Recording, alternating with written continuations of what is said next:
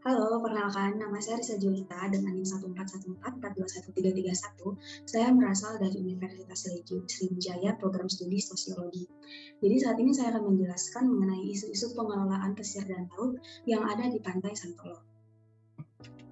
Pantai Santolo adalah sebuah pantai yang terletak di Kecamatan Cikelet, Kabupaten Garut, Jawa Barat, dan pantai ini merupakan objek wisata yang menyimpan daya tarik yang cukup beragam. Di area Pantai Santolo ini terdapat suatu pelabuhan perikanan, yaitu Pelabuhan Perikanan Ciladeureun, yang merupakan salah satu pelabuhan perikanan di Jawa Barat bagian selatan. Pelabuhan ini memiliki jumlah nelayan yang paling banyak dibandingkan dengan kecamatan pesisir lainnya di Kabupaten Garut. Isu-isu pesisir dan laut Pantai Santolo. Jadi di Pantai Santolo ini ada beberapa isu-isu, namun dalam kesempatan kali ini saya akan menjelaskan mengenai sedimentasi yang ada di Pantai Santolo. Jadi permasalahan sedimentasi dan pendangkalan pada mulut muara Sungai Ciladeureun yang berada di kawasan Pantai Santolo ini membuat tidak lancarnya arus lalu lintas pelayaran dan menyebabkan penurunan jumlah kapal motor yang berlabuh di Pelabuhan Perikanan Ciladeureun. Sebelum kita menelaah lebih jauh, akan lebih baik untuk kita memahami definisi sedimentasi. Jadi sedimentasi ini merupakan suatu proses pengendapan material ataupun partikel batuan ataupun tanah setelah dipindahkan oleh media air, angin, es, ataupun geyser di suatu cekungan. Jadi sedimentasi ini dapat terjadi di berbagai tempat seperti di darat, laut, ataupun di sungai. Sedimentasi dan pendangkalan yang terjadi pada mulut muara Sungai Ciladeureun ini ternyata menyebabkan beberapa dampak, seperti kurang optimalnya pemanfaatan sumber daya perikanan yang ada di area, seperti rusaknya terumbu karang, berkurangnya keanekaragaman ikan, dan lain-lain. Itu potensi dampak yang mungkin akan terjadi di wilayah Pantai Santolo. Jadi, rusaknya terumbu karang akibat sedimentasi itu akan mengganggu ekosistem biota laut, karena hilangnya ikan-ikan kecil yang ada pada terumbu karang akan menyebabkan ekosistem itu sendiri terganggu, di mana ikan-ikan kecil yang tinggal di terumbu karang tersebut akan hilang karena rumahnya sudah rusak. Jadi ikan-ikan kecil tersebut akan hilang, dan di mana itu akan mempersulit ikan-ikan besar untuk mendapatkan konsumsinya. Jadi jumlah ataupun kuantitas dari ikan-ikan yang biasa diambil oleh masyarakat nelayan pun akan berkurang, di mana dalam aspek sosial hal tadi akan sangat mempengaruhi tingkat perekonomian masyarakat nelayan yang ada di sekitar wilayah Pantai Santolo, karena mereka tidak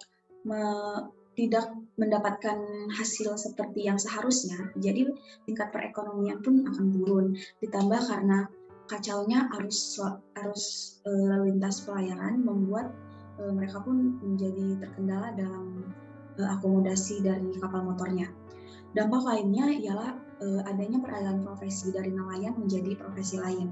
Hal ini sangat memungkinkan terjadi karena menurunnya pendapatan dari profesi nelayan akan mengakibatkan seseorang itu ataupun masyarakat nelayan tadi mengambil cara lain ataupun beradaptasi dengan lingkungannya untuk dapat bertahan hidup. Jadi mereka akan berganti profesi, mungkin menjadi seorang pedagang ataupun bersampingan menjadi seorang petani ataupun berkebun.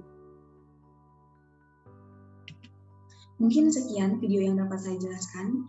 Mohon maaf bila ada kesalahan dalam perilaku, perkataan, ataupun dalam tindakan. Terima kasih dan sampai jumpa.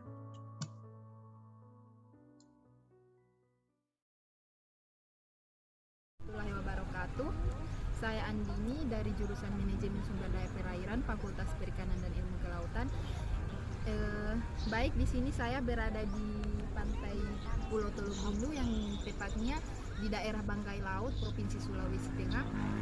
Dan di sini saya akan menjelaskan tentang isu-isu strategi pengelolaan sumber daya pesisir dan laut yang berada di daerah Bangkai Laut, yang tepatnya itu yang Pulau Teluk. Nah, isu-isu yang beredar di pantai Pulau Teluk ini yang dimana satu kondisi pesisir dan laut yang bersifat komopropertif. Yang kedua proses pemanfaatan teknologi yang terbatas, aturan dan kebijakan yang kurang kondusif. Kemungkinan akan terjadi pada pantai pesisir dan laut di Pulau Teluk ini yaitu tercemarnya lingkungan, lingkungan di pantai, sekitar pantai, karena adanya tidak kesadaran pada masyarakat sekitar untuk saling berkonfirmasi kepada pemerintah daerah. Pemaparan dari saya tentang isu-isu yang berada di daerah saya sendiri, tepatnya itu di Pulau Teluk. Lebih dan kurangnya saya mohon maaf. Wabillahi taufiq wal hidayah. Wassalamualaikum warahmatullahi wabarakatuh. Assalamualaikum warahmatullahi wabarakatuh.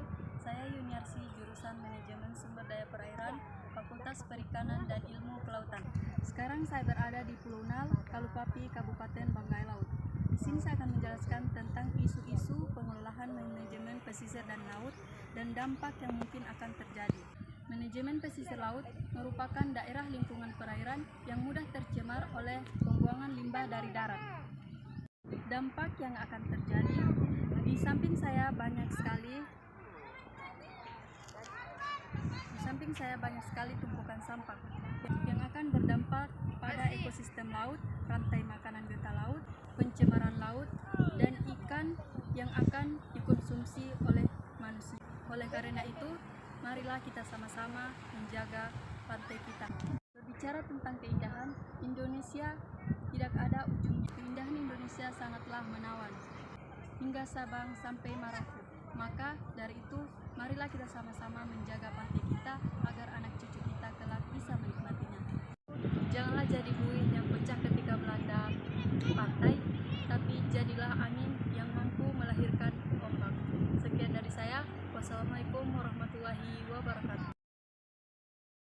Selanjutnya, kita akan membahas sedikit mengenai pesisir pantai Anyer yang ada di Provinsi Banten.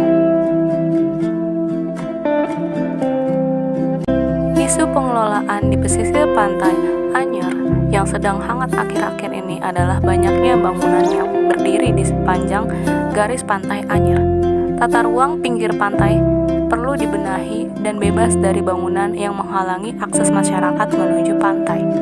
Dari garis pantai, sempadan pantai itu jaraknya 50 meter, sedangkan realitanya di lapangan terlihat bangunan-bangunan tepat di pinggir pantai ditutupi dengan pagar tinggi oleh pribadi hingga korporasi yang membangun hotel atau resort. Padahal pantai itu harus menjadi milik publik dan harus mudah diakses oleh publik. Akibat dari permasalahan tersebut adalah saat ini akses ke pantai untuk publik banyak yang dibatasi, termasuk untuk nelayan dan juga masyarakat umum. Juga menurunnya tingkat kenyamanan yang dirasakan pengunjung untuk berwisata. Menurut artikel yang saya baca, kedepannya Pemprov Banten akan memberikan sosialisasi bahkan tindakan penertiban bila mana ada bangunan tidak memiliki izin. Hal itu dilakukan agar masyarakat dapat dengan mudah mengakses pantai Anyer ini.